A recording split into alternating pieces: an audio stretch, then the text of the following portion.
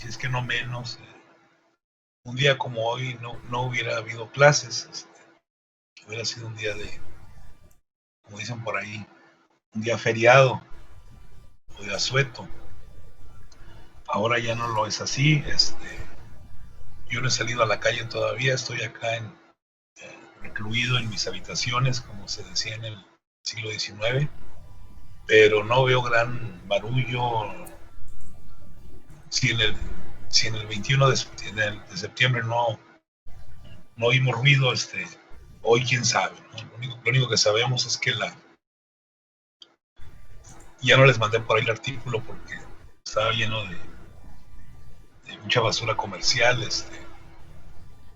El monumento a Colón ya creo que ya el gobierno de la Ciudad de México le está dando una pulida, le está dando una restauración, por no decir que lo quitaron de su lugar para que los protestantes, los manifestantes no le dieran, no afectaran el monumento, ¿no? La estatua que hay que decirlo en plata limpia, durante mucho tiempo se acostumbraba, sobre todo los grupos, las organizaciones indígenas, cada 12 de octubre ir a apedrear, a aventarle huevos, al monumento de Colón. Eso no era más que una manifestación y así quedaba, ¿no? Estamos hablando de los años 80 todavía. Pero ya creo que eso también ya se bajó. Otros países le están dando su interpretación, ¿verdad? Obviamente, pues España no creo que tenga la actitud de nosotros ante los acontecimientos, ante la efeméride, si es que se le puede llamar así. Entonces, por ahí creo que valdría la pena que le dedicáramos por ahí, que tiene que ver con el tema, además, ¿no? De Villaurrutia y de Talamantes, mismo Padre Mier, este tema que no siempre se ha celebrado y que otros países, otros grupos lo han tomado como bandera, como los italianos, norteamericanos, ¿no? Que ellos sí le han hecho una fiesta, ¿no? No sé, por ahí bienvenida Dania Lucero. No sé si le podemos dedicar por ahí un par de minutos al tema, alguien que quiera comentar algo, manifestar algo sobre 12 de octubre, que no es ni Arnoldo, adelante. Creo que como la mayoría de cosas que están presentes en la historia de México, el 12 de octubre es algo contradictorio. Yo siempre he pensado que la historia es contradictoria, pero especialmente aquí en México, porque parece que no puede, parece ser que la historia mexicana no puede dar un paso adelante sin tropezarse con absolutamente todo lo que hay. Y el 12 de octubre es un ejemplo de esto. ¿Por qué? Porque sí, por ejemplo, el artículo que usted había enviado hace rato al grupo de efeméride, que era de nada que celebrar y mucho que lamentar, pues sí, está bien, está interesante más bien ponerse del lado de que, pues sí, fue un genocidio horrible y o sea, llevaron a cabo las cosas más atroces que se han visto, que se habían visto hasta ese entonces probablemente entre la explotación de indígenas y la prácticamente exterminación de estos. Pero por otro lado, Capitalismo, ¿eh? La historia del capitalismo. El capitalismo es su historia, ¿no? Adelante. sí, pero por otro lado, eso también es la fundación de México. Es Okay. decir, sin eso no existe México. Es decir, es justamente la colonización lo que hace que surja el país. Por eso digo que es algo contradictorio, porque, o sea, sí, el mismo país, una parte del país está en contra de que eso exista, pero eso es como ponerse también a la misma forma de que el país haya existido, porque sin eso no se hubiese dado. Claro. Oiga, jugando un poco con el término, el padre Mir tiene otros datos, aparte de los suyos. Ya ve que él le da por el lado de que pues no les debemos nada, ¿verdad? A los españoles. No, muy cierto. Creo que es un tema que no hemos resuelto, ¿no? Se dice en el término, en el lenguaje filosófico, son temas que los mexicanos como memoria y como imaginario, que son dos cosas un poquito diferentes, no hemos resuelto y las traemos ahí atoradas, tan fácil de decir como usted lo dice como gente culta, pues sí, sí no la partieron, pero bueno, se hizo una fusión muy interesante, ¿no? postura más importante de lo que se dijo en su momento y que hoy se está reconociendo, como es lo que tiene que ver con el Imperio Español, ni siquiera España, es el Imperio Católico Español, para ser más correcto. Pero yo creo que entonces sí, es un tema que todavía lo vemos con, diríamos, en un lenguaje, no sé si estoy de acuerdo, Arnoldo, en un lenguaje medio bíblico, esa llaga todavía no sana, ¿no? Todavía está como que arde todavía.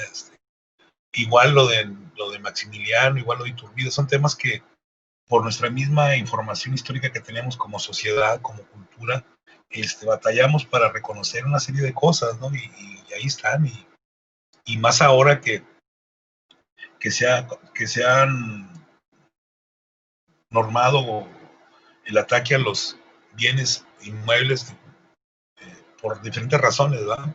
Muebles, perdón.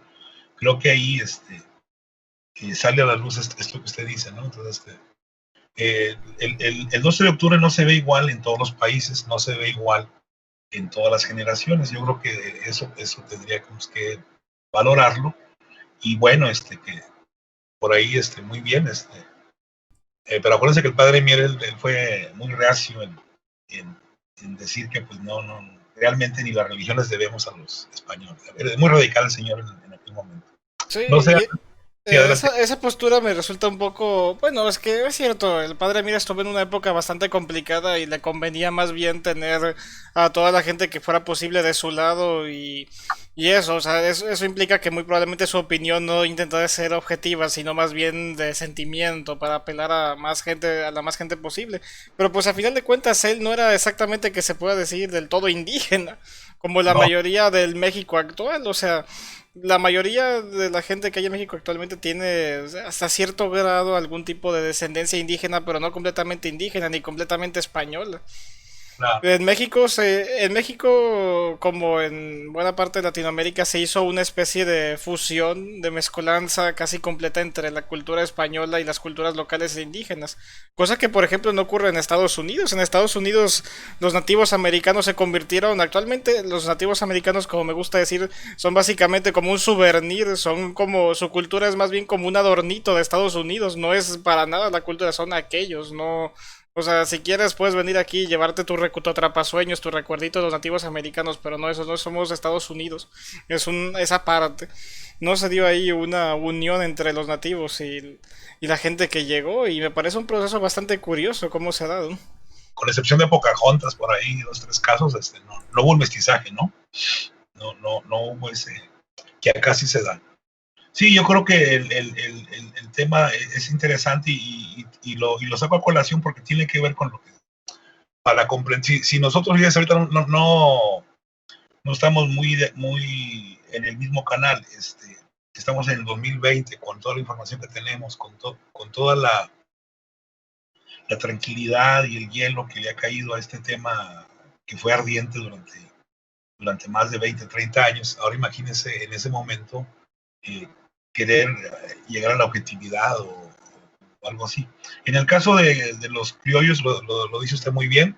Acuérdense que los criollos, ellos inventan su identidad. Y la identidad que se van a inventar es justamente la de ser indígenas y ser americanos. Más o menos por ahí va la cosa. Ellos se sienten tan indígenas como los mexicas, los tlaxcaltecas, pero tienen también su meta, que ya lo hemos comentado, ya en el caso de historiografía creo que ya debe más o menos quedarnos claro qué onda traen los criollos, o por lo menos el pensamiento predominante, y ya en el siglo XIX pues se va a convertir en bandera política, ya no va a ser meramente ideología o pensamiento. Adelante, José Galván. Pues yo siento dos cosas, dos pensamientos que tengo. El primero es que se ha dejado de tomar como un festejo y pues está bien, pero siento que actualmente esa tendencia de querer estar creando villanos, creando héroes, creando partes y creando lados, diciendo que no hay que festejar a Colón o que no hay generosidad. Siento que es una postura muy victimista que el mexicano y que muchos en Latinoamérica no se ha entendido no se ha superado, puesto que es gente de su tiempo, es gente que llegó y dijo, por derecho yo tengo que hacer esto y por derecho yo tengo que difundir esto. Y pues para empezar, Colón, si bien tenía una pequeña obsesión con el oro, al final de cuentas él no terminó conquistando. Siento que muchas veces lo toman a él porque es más fácil juzgar a alguien que nada más vino, hizo una acción y desencadenó, pero La, no sé qué iba a sacar. la historia no se factura, ¿no? Siempre busca, ya sea le da la gloria a alguien o le cargan los milagritos. No veo gente diciendo que Cortés es un monstruo que conquistó Tenochtitlan y a los estadounidenses, que me parece muy hipócrita en ciertos puntos, que critican mucho a Colón, pero no critican a los conquistadores que mataron a los nativos, o lo critican desde la comunidad de su casa, donde seguramente hubo nativos americanos que fueron destrozados. Que al final de cuentas no se trata tanto de llorarles, se trata de que, ok, pasó, sucedió, hay estatuas que recuerdan que ellos lo hicieron, es historia. No podemos, no se trata de mantenerlos en gloria. La historia se trata de observar el pasado y darte cuenta que aquel que hizo algo fue, ya lo juzgarás tú, pero no lo olvidas. Simplemente es Ese es el dilema. En el olvido va o en el no olvido va la actitud, ¿no? Que podemos tener como grupo, como sociedad. Acá estamos hablando de gente que hemos leído y gente que tenemos una instrucción superior, pero en otros ámbitos, quién sabe qué. Y bueno, ahorita, antes de Emerson, antes de que me comente, yo encuentro mucho parecido, guardando las proporciones entre los criollos que no tienen identidad con los italianos, que son los que van a inventar, entre otros, el Día de la Raza en Norteamérica, porque ellos buscan un héroe a quien deberle la historia y dicen, bueno, Colón, si no ha sido por Colón, Norteamérica no estaría aquí, ¿verdad? Algo así, más o menos. Y claro, ahí detrás de ellos está la mafia siciliana, está todo lo que ustedes ya han leído por ahí, pero vean cómo se forjan las efemérides, cómo se forjan que además acuérdense que en Estados Unidos ellos son los padres del marketing y de todo la parafernalia, y pues se hacían desfiles y se hacían grandes festejos. Adelante, Emerson. Yo iba a hacerlo ya rápido. Y sí, también entiendo que por ejemplo, si alguna persona que toca una comunidad indígena o de la comunidad de los afroamericanos ve la estatua de alguien que fue un esclavista o que fue un racista, pues sí entiendo el porqué del enojo, pero al final de cuentas sigue siendo historia. O sea, estaba ahí por una razón. A ellos también les entró la cosquilla el año antepasado, ¿no? Con Lee, con todos los esclavistas y sureños. Bueno, si a esas van, tienen que quitar todas las de Washington y todas las demás, ¿no? Porque también eran esclavistas. En este caso, nosotros, pues no sé si después de esto tengamos que sugerir que ir a tumbar por ahí en México el puente de Alvarado, no sé, el mismo municipio por ahí, no sé si su nombre se debe, me supongo que su nombre se debe a que fue un desgraciado, un salvaje, ¿no? Ahí sí, no meto las manos por él, Pedro de Alvarado. Pero bueno, Cortés, no canta más las rancheras, y tenemos entonces esos personajes que nos han incluso, sus reflexiones van más allá de la historia, van ligadas por ahí a la literatura. Una compañera por ahí mencionaba hace clases a Octavio Paz con su Laberinto, donde él toca el tema de, si no de Hernán Cortés, sí el tema de la Malinche en el sentido literario, ¿no? Y metahistórico más que estrictamente historiográfico. Yo creo que los mexicanos somos toda una sociedad con muchas llagas, ¿no? Con mucho, y que no sé si sea bien, sea mal, tendríamos que cómo superarlo, vamos, como una especie de psicología social, ¿no? Poner en el diván a la sociedad mexicana y decir, bueno, la cosa estuvo así, eso tenía que pasar, o por lo menos, digo, yo lo veo, todo esto lo enfoco desde la historia del capitalismo, que ahí he leído un poquito al respecto, y pues no, lo que pasa aquí pasa en la propia Europa, digo, ¿para qué tan lejos? ¿No? Todos los colonos que van huyendo hacia las 13 colonias, una parte considerable de la gente que había sido expulsada, atormentada, perseguida política, y claro, hay otros tipos de colonos, ¿verdad? No sé, ¿algún otro comentario por ahí ya para entrar en materia? Emerson, ¿sí? Sí, gracias, maestro. Bueno, sí, yo creo que a estas alturas, pues, bueno, uno creería, ¿no? Que pues, al menos aquí como futuros historiadores, pues tratamos de evitar a toda costa el crear o al menos Una confrontación. glorificar personajes históricos Sí, o satanizarlos, ¿no?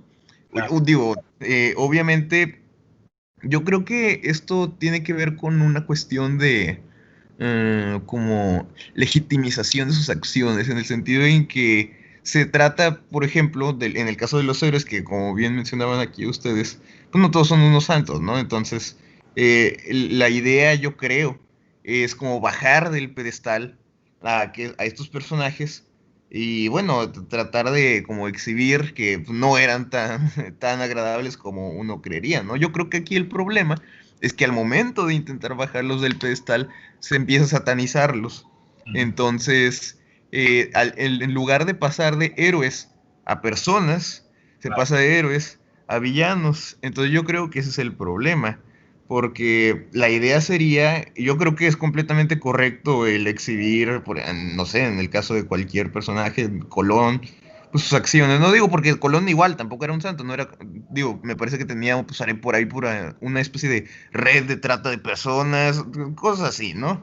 Entonces, digo, tampoco era muy buena onda. Era, Entonces, hay que decirlo con sus palabras, era un desgraciado. pues sí, pues, Estamos aprendiendo, ¿no? Digo, yo soy su profesor. pues sí, digo ya, estamos aquí en confianza. Pero sí, entonces yo creo que ese es el detalle, ¿no? Es correcto hacer este tipo de como revelaciones, ¿no? Si les podemos decir así. O el hecho de comunicar este tipo de posturas en Claro. las que, bueno, claro, es una persona y también hizo cosas que podemos considerar buenas y cosas que podemos considerar malas, ¿no? Digo, considerándolas desde nuestro punto de vista actual.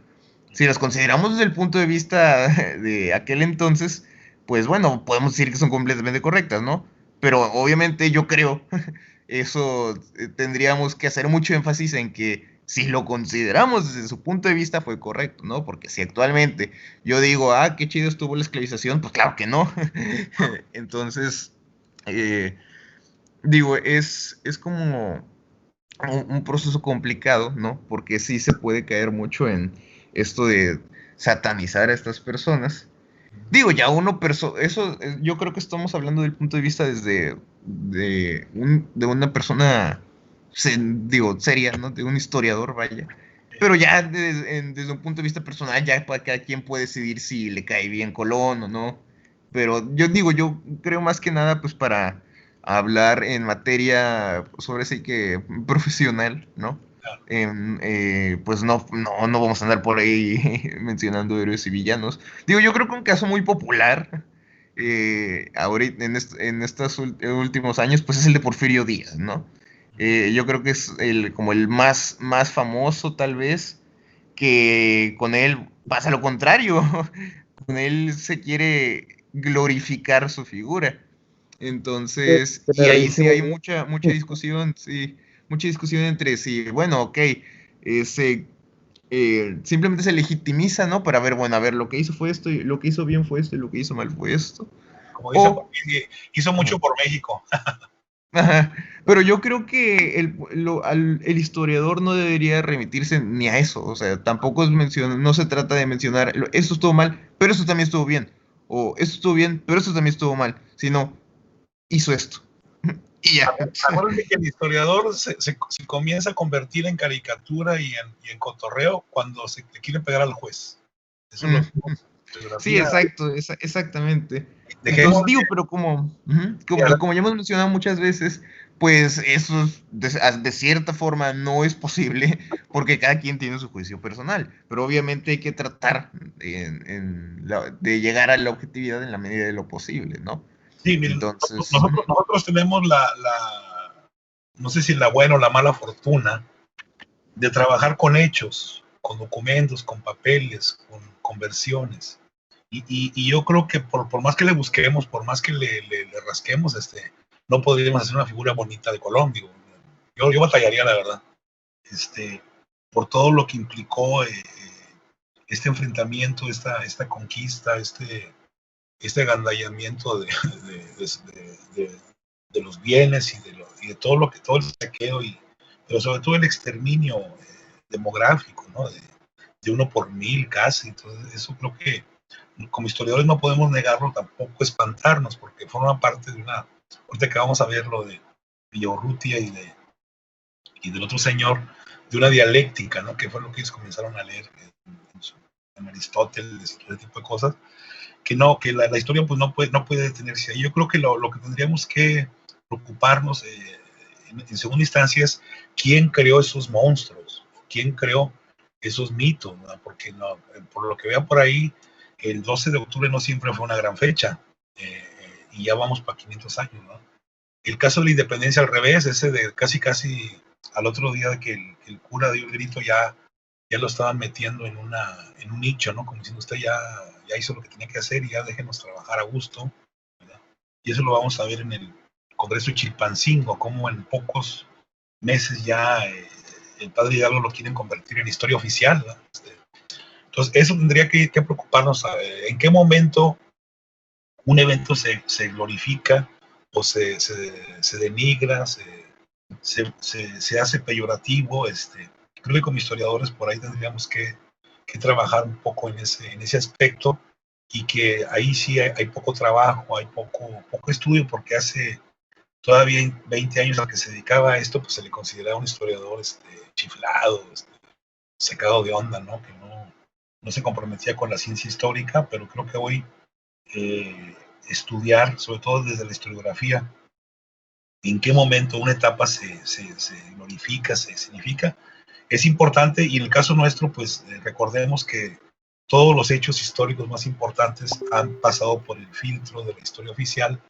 No somos el único país en el mundo, ¿verdad? Pero eso tiene que ver también con un partido que estuvo mucho tiempo en el poder, eso de que estuvo, quién sabe si lo pongo entre comillas, y luego lo platico si quiero dentro de unas 20 clases más, ahorita no, pues se ha encargado de darnos su versión y adaptar sus hechos históricos a sus intereses, como un partido dirigente, ¿verdad? Lo que Octavio Paz llamó por ahí el famoso ogro filantrópico, ¿no? Pero bueno, no sé si no hay otro comentario, ya vamos a entrar en materia por ahí. Todavía falta terminar algo de este señor, de los vales reales. Lucero, adelante. Creo que fue primero Miguel. Bueno, yo voy aquí a Lucero, no veo a Miguel, pero bueno. Gracias, Lucero.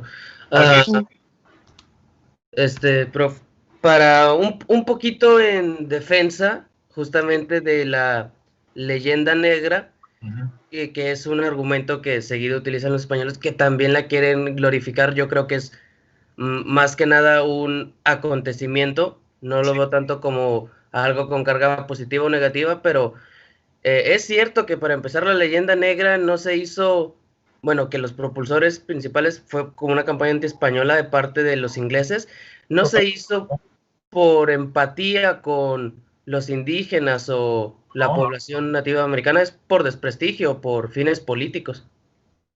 Hagan de cuenta que venga todo lo que sea para derribar a España, ¿no? Todo lo que sea para denigrarlo, ¿no? Esa era la parte de y por eso el padre Mier tuvo, no digo que fue por eso nada más, pero tuvo buen recibimiento, ¿no? Buena acogida allá en aquellas tierras, ¿no? Estoy de acuerdo con ustedes. Y bueno, el argumento que por lo general usan los españoles, que le digo que tampoco es para glorificar a la conquista, pero es cierto, es que la verdad todos esos sucesos eran algo diario del pasado. También pasó en África y también pasó en la Edad Media muchas barbaridades. Y en Europa misma, ¿no? En Egipto ya había esclavos, también los hebreos fueron esclavos de babilónicos y de egipcios justamente también. O sea, realmente hay tenemos poco tiempo en el que ya alcanzamos como la humanidad ya alcanzó como esa línea moral y ética, como yo creo desde la declaración de la Carta de los Derechos del Hombre de la Revolución Francesa, en el que empezamos como ya a percibir esas libertades individuales. Sí, y que se ponen de moda en este periodo, ¿no? En esto que estamos viendo de los pensadores. Es correcto. Y ya por último, para dejar hablar a Lucero, gracias por dejarme primero. Creo que también esto afecta hasta la situación actual de la sociedad mexicana, que con la autora Soledad Loaiza lo menciona como el síndrome o el síntoma de la raza derrotada, que ya el mexicano se queda como con el estigma de que ya está destinado a siempre que alguien los subyugue y lo mantenga agachado. Sí, que eso ya lo había plantado Tego Paz, ¿no? Con los hijos de la madre violada, ¿no? Que tiene otro nombre también, que hoy lleva una finca tropical muy famosa por ahí. Pero sí, hay. Luego los literatos son muy. Bueno, una de ellas es historiadora. Es riesgoso luego meternos al ámbito. Acuérdense que la literatura tiene sus ventajas que no tenemos nosotros, ¿no? Muy bien. Adelante, Lucero. Gracias, Miguel Ángel. Sí, Lucero, adelante. Gracias. Sí, perdón, que estaba queriendo que terminara usted de hablar. Bueno, sí, también sé que también considero que no es algo que celebrar, porque en cuestiones de discriminación sí me gusta mucho defender ese punto. Y también ese tema desde la segregación racial y todo eso, pero sí pienso que pues en otros países no lo conmemoran de esa forma y los que lo ven del otro lado pues no ven algo que festejar, ¿verdad? Y más en Estados Unidos, tal vez ahorita los que sí son tal vez, bueno, caucásicos, bueno, sí están celebrándolo, ¿verdad? Pero sí los europeos no veo que hayan hecho algo algo relevante o ya bombante en cuestiones de historia, porque obvio sí, para ellos, pero así como se nos comenta de que veamos nuestro escenario, sí es triste que las personas vayan viendo ese tipo, bueno, que los niños sí vayan viendo ese tipo de historias, sí, o sea, también aquel ni Colón sí fue un feo, un señor cochino, pero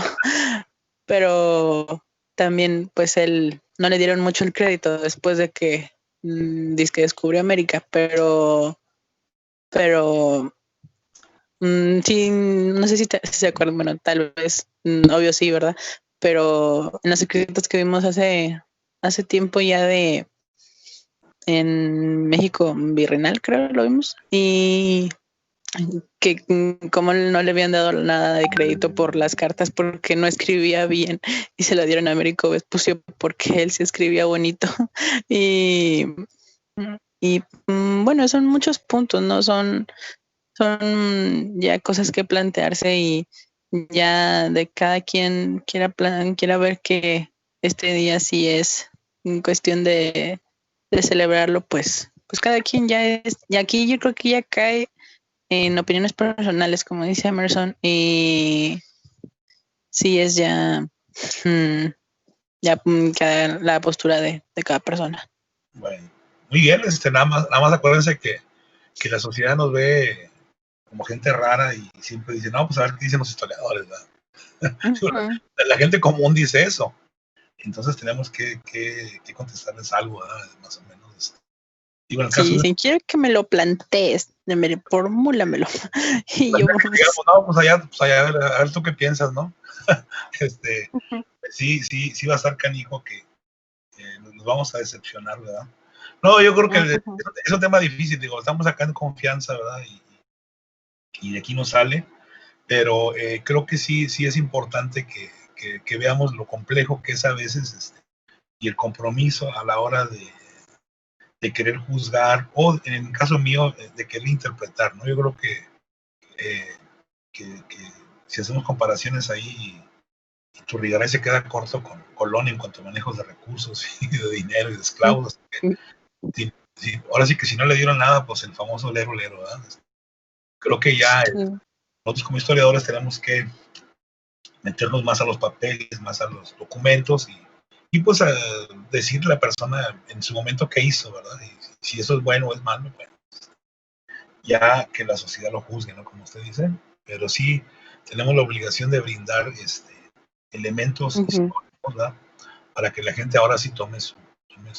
Sobre todo, lo más light que yo le encuentro a Colón, pues es justamente, pertenece a una generación de científicos y de pensadores que están con toda la onda de la geometría, de la geografía y de la redondez de la Tierra y de los nuevos mundos, y creo que eso, en ese sentido, es lo que lo provoca, pero claro, lo que subyace en torno a él, el financiamiento de sus viajes, los intereses, pues eso ya como que le va quitando méritos, y pues sí, yo en lo personal batallaría mucho para ponerlo así en la cumbre, ¿no?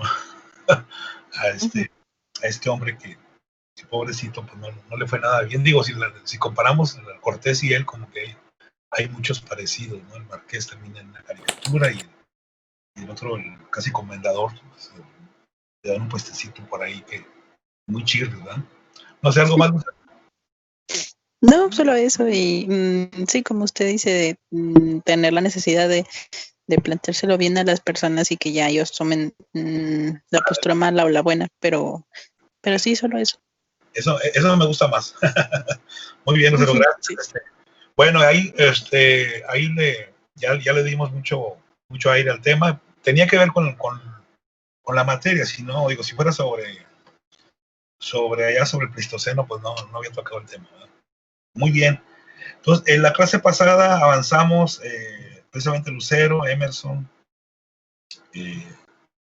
Galván, sobre la primera parte de la lectura de los vales reales, de la consolidación de vales reales, que no es otra cosa más que la presión de la corona por apropiarse, por retomar, por usar, vamos a decirlo técnicamente para no caer en toda la verborrea jurídica que se plantea ahí, los recursos financieros, ¿verdad? que había en buena medida en la Nueva España, y cuyo principal portador pues era la iglesia, ¿no? Entonces eso ya comentamos. Creo que lo que quedó por ahí pendiente, Aida, Berenice, Eric Lozano, Miguel Ángel y Elías, es que nos hablemos más o menos de qué personajes aparecen por ahí, cuáles son las manifestaciones, y darle su lugar entonces a este problema que es una cronología bien cortita, si se fijan, ¿verdad? No estamos hablando de 10, ni 15, ni 20 años,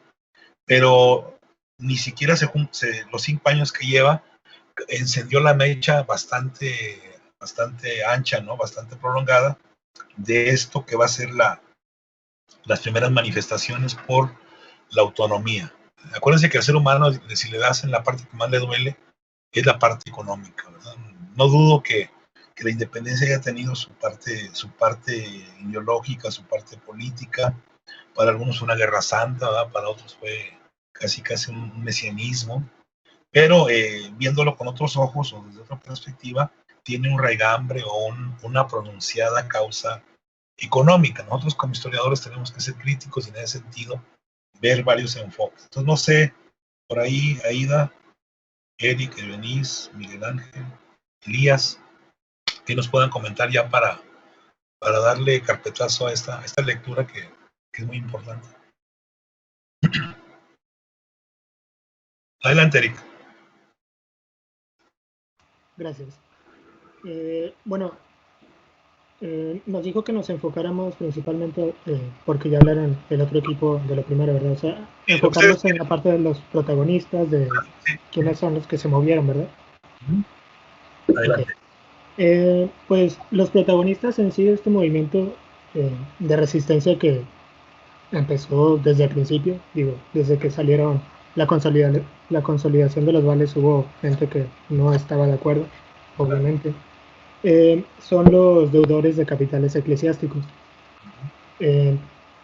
Claro, a estos también se les agruparon, agricultores, comerciales, y originalmente intentaron buscar el cambio de forma pacífica con las representaciones. Hubo representaciones en el Ayuntamiento de México, en Querétaro, que era el Tribunal de Minería, también en Michoacán, Valladolid. Y en general hubo varios, pero estos eran como los principales. Y bueno, estas representaciones fueron el primer movimiento masivo de resistencia. Entonces podemos decir, Eric, que estos son los primeros avisos, ¿no? O sea, históricamente hablando, es la primera fricción que se da entre la sociedad novohispana, donde están los ricos y los pobres y los medianos, ¿verdad? En contra de no en contra del gobierno todavía, en contra de medidas, y esto recuerda un poco también a los colonos acá de Norteamérica, en no tomarles en cuenta sus intereses, sus necesidades, porque ya lo dijeron el otro equipo, ¿no? Realmente los réditos no se pagaban y el recurso se perdía. Adelante. Y bueno, obviamente, aún y cuando lo hacían de forma pacífica, ya lo comentó el equipo anterior, Iturrigaray, pues se opondría a esto, ya que en líneas generales, este señor se centraría más en lograr lo que buscaba la corona, más que el bien de pues, la tierra de la Nueva España. Ahí Iturrigaray le pega a los dos, ¿verdad? Él le quiere pegar al mago ahí, está con unos. Bueno, más adelante sí que ya ve que es lo que le conviene más y se ve para como que independizarse de allá y cuando llega Napoleón y todo eso. Cuando ve que todo está perdido, dice, de aquí soy, ¿verdad? Sí, exacto. Y por eso la virreina, su mujer, su esposa, pues trata de limpiarle la imagen, y quién sabe quién le va a ayudar, ¿verdad? Ya ni me acuerdo. Un personaje cercano a nosotros, ¿no? Muy bien, entonces, esto que usted dijo, Eric, vamos a subrayarlo.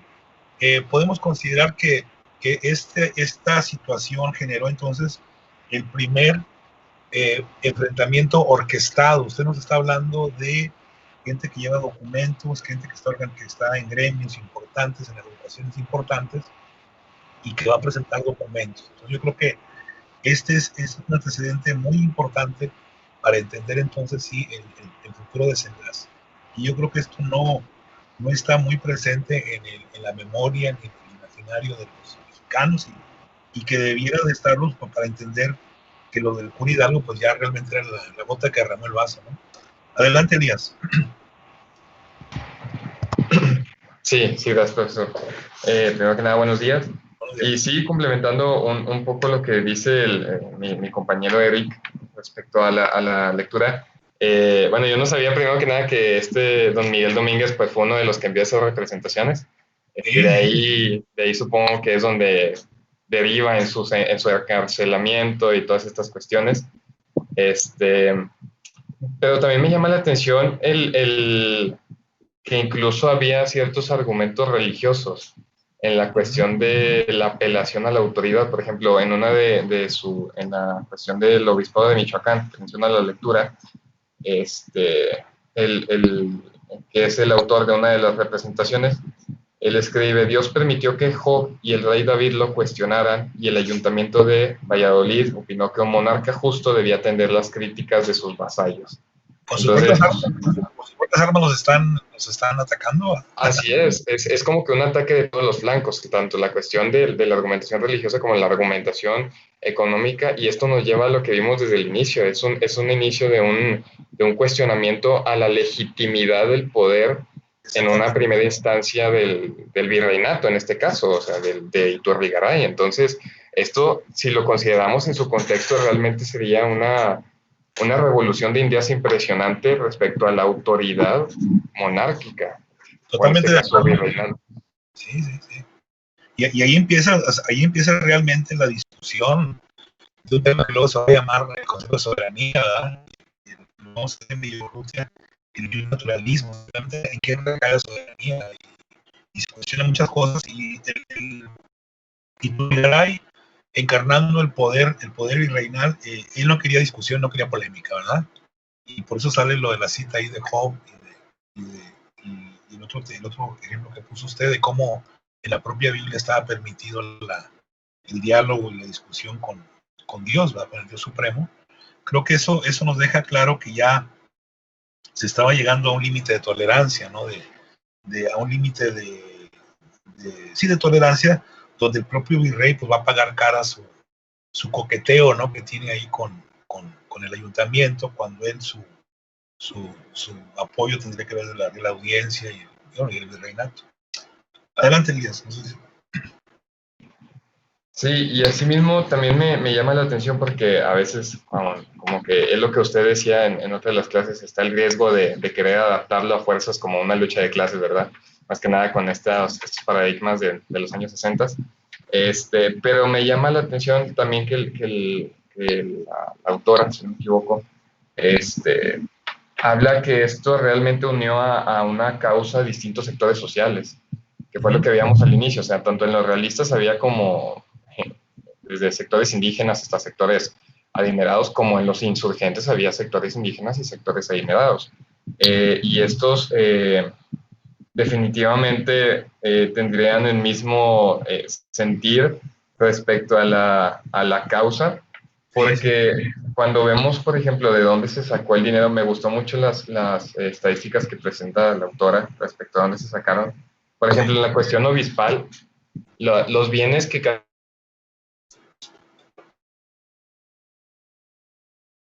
Sí, ya no se oyó, Elías.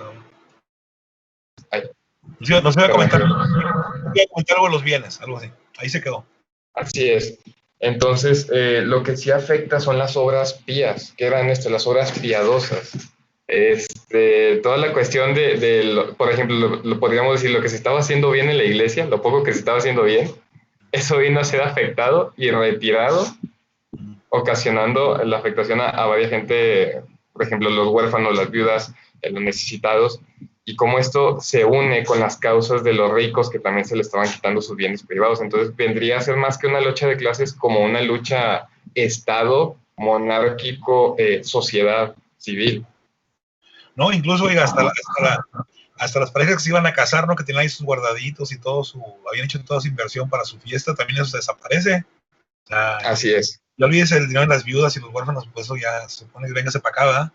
Pero nos habla entonces de y recordemos que los párrocos, o sea, todo el mundo sufre. O sea, los ricos se entienden muy bien, pero los párrocos, acuérdense que ellos vivían de sus prebendas, de las limosnas y de las capellanías, que le redituaban más o menos, dice por ahí la autora, no sé si leí mal, 200 pesos, que era más o menos con lo que al año se la pasaban más o menos tranquilamente. Bueno, pues eso también lo van a ir perdiendo, y a muchos párrocos se les debía vamos a decir, su pago, su mesada, ¿no? Su honorario suena muy feo, ¿no? Pero digamos su ingreso, ¿no? Entonces todo eso, imagínense, va sumando adeptos a la causa, si no independentista, sí por lo menos a esta crítica y a esta manifestación algo más que pública en contra de la medida, que ya para el 8 ya la gente comienza a ver como que un salvavidas, ¿no? Decir, bueno, ya el que nos estaba explotando como que ya no está, vamos ahora sí a negociar. Mucha gente pudo negociar, como el caso de Hidalgo, ¿no? Y su familia. Adelante, ¿no? Sí, sería más que nada eso. Sí. Muy bien. Bueno, se hablaba por ahí del corregidor Domínguez y de otros personajes que son los que van a retomar y a darle un giro a esto. No sé si por ahí veamos si esto queda nada más en una manifestación por ahí, Aida, Berenice, Miguel, o se va a radicalizar esta manifestación, esta protesta, no sé, ya para irle cerrando. Ciertamente se radicaliza. Pues es justamente este nombre, Corregidor Domínguez, el esposo de doña Josefa Ortiz de Domínguez, conocidos como pues los conspiradores de Querétaro. Que hay un chorro de conspiradores en todas partes, ¿verdad?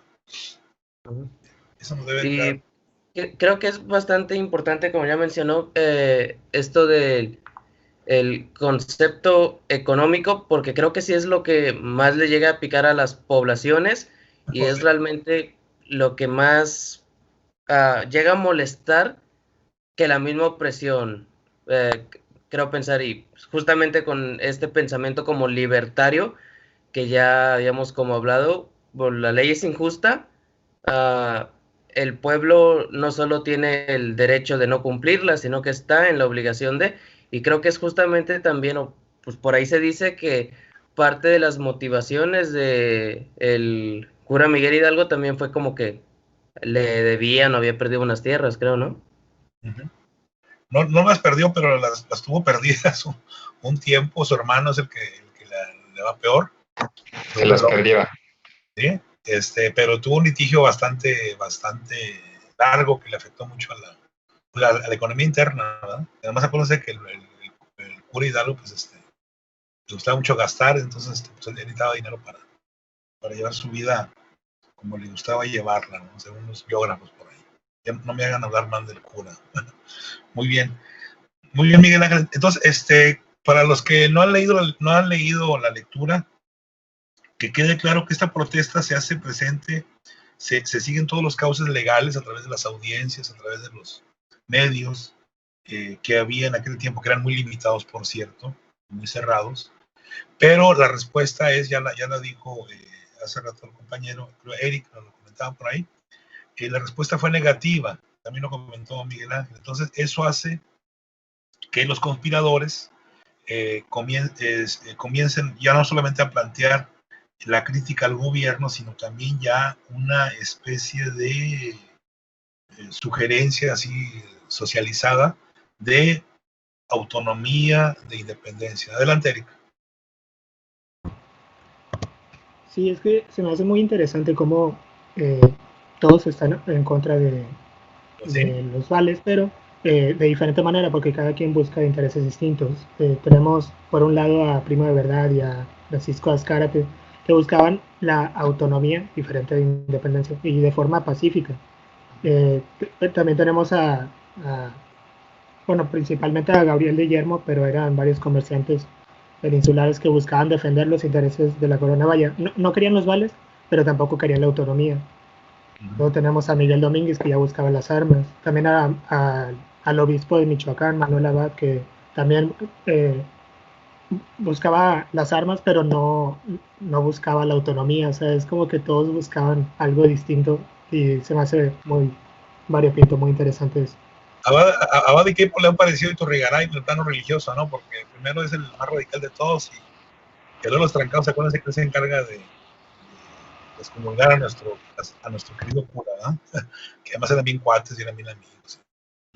Acuérdense que todos los insurgentes en general bebían la copa, andaban en las corridas de toros, jugaban naipes y todos se llevaban muy bien. Hasta que no hubo, y más ahorita que lo que usted menciona, todos tienen algo en común, una causa común. La bronca viene cuando vienen ya las plataformas políticas. Entonces, muy bien esto que dice Eric. Entonces, aquí tenemos ya, no sé si tiene por ahí el título, yo no tengo aquí los papeles. El primer documento que sugiere la independencia, ¿no? En buen plan, diríamos. Y que según la autora dice, se pudo haber ahorrado casi una década de guerra y de intensidad si la corona hubiera aceptado este documento, ¿no? Que usted ya lo mencionó, que es muy interesante y que creo que prácticamente nadie lo menciona ni lo considera, ¿no? Esta primera propuesta de independencia. Pues por ahí, chequenla. Creo que viene a mediación de la lectura por ahí, ¿no? Casi la segunda parte al principio. Este documento tiene nombre y apellido y no tengo aquí el nombre, no me acuerdo de memoria cómo se llama, pero es el primer documento que va a sugerir entonces, lo que dijo Eric es muy importante, la independencia no digo que de México, ¿no? La independencia de la Nueva España. ¿Viene el equipo algo por ahí, algo más? Entonces, este último es muy importante, el primer documento que sugiere la independencia. Ya se habló de los conspiradores, que esos van a estar presentes en las principales ciudades, principales territorios. Ya se ha mencionado por ahí el caso, cuando hablamos de Fray Servando, el caso de las logias que comienzan apenas a pulular por ahí, agrupaciones de los Guadalupe, todo ese tipo de cosas, que más adelante van a jugar un papel más directo en los conflictos y ahí se va a notar ya entonces la mano de Norteamérica, la mano de Inglaterra, la mano de Europa, cómo todo el mundo quiere sacar tajada de una sociedad que se está desmembrando, que se está separando, y que ya lamentablemente en muchos confines, como Norteamérica, se estaba consolidando una gran potencia que requería mucho territorio. Yo creo que salvo su mejor opinión, creo que ya le dimos un buen repaso a la lectura a esta lectura. No sé si alguien tenga por ahí un último comentario para darle entonces sí ya carpetazo a esta interesante lectura de la doctora von Gobser. No sé si hay otro comentario final. Bueno, vamos entonces al otro punto. Muy bien, el equipo 1 y 2 tienen su participación ya ganada. Muy bien, felicidades. Vamos a pasar a lo que teníamos por ahí en el orden. Entonces, no hay que acelerarnos en los temas. Entonces ya vamos a dar por concluido la participación del equipo 1 y 2 con la consolidación de valores reales. Nos queda lo de el otro tema ultra desconocido en la memoria nacional, en la memoria, como dijo la compañera, de la gente común, ¿verdad? El Congreso Nacional de Talamantes, y un tema muy importante, sobre todo que tiene que ver con el periodismo y con todo esto que hemos mencionado en historiografía, que aquí lo vamos a ver más claro, lo de Jacobo de Villaurrutia, que es una familia que va a jugar un papel importante en estos movimientos separatistas, ¿no? que van a tener un final a veces algo más que dramático. Por ahí tenemos pendiente no sé si ya checaron todos en su tarea, lo de tenemos un diseño más sobre una línea del tiempo, la repartimos por equipos. Vamos a la próxima clase a seguir con lo de Talamantes y con lo de Villaurrutia, si son tan amables, ya saben todo el mundo a quién le toca, y ir preparando la lectura que sigue del Colegio de México, la de José Antonio Serrano y la doctora Josefina Zoraida Vázquez, sobre el nuevo orden, más o menos ver lo que se llama en otro ambiente el México independiente, ¿no? Entonces, eso lo tienen ya ustedes en PDF. Nos quedan por ahí algunos minutitos. Entonces vamos a dejar para la próxima clase lo de Villaurrutia y lo de Talamantes, si son tan amables. No sé si hay algún comentario o duda sobre la tarea. Todas las lecturas que les he asignado les pueden servir para hacer este proceso. Utilicen sobre todo paquetes o plataformas que sean compatibles con esto. A veces se batalla y no quiero que vayan ustedes a salir afectados con la calificación. Hasta ahorita vamos muy bien.